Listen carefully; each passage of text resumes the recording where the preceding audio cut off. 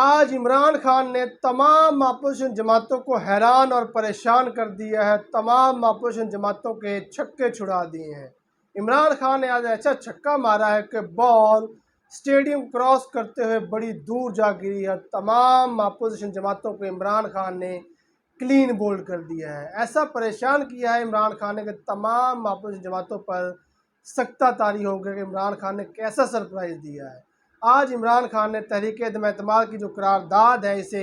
قومی اسمبلی سے مسترد کرا دیا ہے، اور اس کے بعد انہوں نے اسمبلی کو ڈیزالو کرنے کی ریکمنڈیشن پاکستان کے پریزیڈنٹ عارف الوی کو بھیج دی ہے۔ ایسا سرپرائز دیا عمران خان نے کہ تمام جماعتیں پریشان ہو گئی ہیں کہ انہوں نے 25 کروڑ 20 کروڑ میں جو ہے ووٹ خریدے تھے، اور ان کی تمام انویسٹمنٹ جو ہے وہ ضائع ہو گئی ہیں، اور وہ تمام لوگ جو ہے پریشان ہو گئے ہیں۔ ان کی سیاست بھی ایکسپوز ہو گئی کہ بھائی ہم جو ہے وہ بیرونی ماہ پر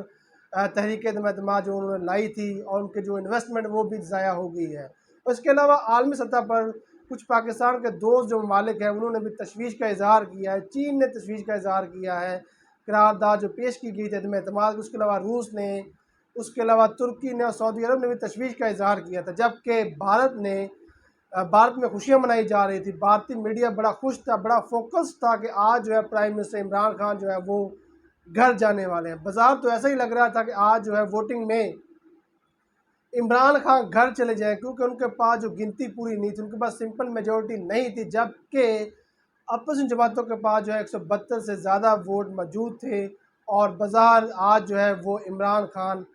ہارتے ہوئے نظر آ رہے تھے۔ لیکن جب آج قومی اسمبلی کا اجلاس ہوا،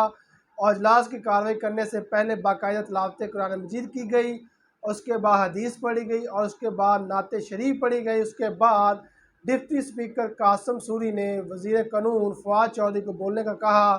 تو فواد چودھری نے کہا کہ آرٹیکل 95 کے تحت یہ جو ہے اسمبلی ممبران کا آئینی حق ہے کہ وہ عدم اعتماد کی قرارداد لائیں، لیکن یہ قرارداد عمومی حالات میں لائی جا سکتی ہے، خاص حالات میں نہیں۔ جب جو ہے بیرونی ماہ پر جو تحریک عدم اعتماد کی تحریک لائی جائے گی تو پھر اس کو مسترد کر دیا جانا چاہیے۔ انہوں نے آرٹیکل 5 کا حوالہ دیا کہ loyalty to state is the duty of every citizen, یعنی کہ ہر شہری کو پاکستان کے ساتھ، ریاست پاکستان کے ساتھ وفادار رہنا پڑے گا، اور ریاست پاکستان کے ساتھ وفادار رہیں گے۔ انہوں نے کہا کہ 7 مارچ کو پاکستان کے سفیر جو کہ امریکہ میں تعینات تھے، امریکہ نے اسے بلا کر کہا کہ 8 مارچ کو پاکستان میں عمران خان کے خلاف تحریک عدم اعتماد پیش کی جائے گی، اور تحریک عدم اعتماد کو کامیاب آپ نے بنوانا ہے۔ اگر تحریک عدم اعتماد ناکام ہوگی تو پاکستان کو سنگین نتائج کا سامنا کرنا پڑے گا۔ اس کے بعد اس پاکستانی سفیر نے جو کہ امریکہ میں تعینات تھا، لیٹر لکھ کر پاکستان کو بھیجا، آگاہ کیا کہ جو امریکہ ہے دھمکی دے رہا ہے کہ پاکستان کی الیکٹڈ جو حکومت ہے اس کو گھر بھیجا جائے۔ اس کے بعد 27 مارچ کے جلسے میں بھی عمران خان نے وہ خط لہرایا تھا، اور لہرا کر کہا تھا کہ امریکہ جو ہے پاکستان کی حکومت کو گھر بھیجنا چاہ رہا ہے۔ اس کی وجہ یہ ہے کہ جو پاکستان جو ہے اب آزاد خارجہ پالیسی بنا رہا ہے، پاکستان جو ہے وہ امریکہ کو اب جو ہے ایبسلیوٹلی ناٹ کہہ رہا ہے، اور پاکستان جو ہے امریکہ کہنے پر روس کے خلاف بیان نہیں دے رہا، اور جبکہ امریکہ نے اور جو ہے وہ یورپی یونین نے عمران خان کو کہا تھا کہ آپ روس کے خلاف سٹیٹمنٹ دیں، تو عمران خان نے کہا تھا بھائی پہلے آپ بھارت کو کہیں کہ وہ جو ہے روس کے خلاف سٹیٹمنٹ دے تو پھر میں بھی سٹیٹمنٹ دے دوں گا۔ فواد چودھری نے کہا کہ پاکستان جو ہے آزاد جو ہے وہ خارجہ پالیسی بنا رہا ہے، اور بیرونی ممالک کو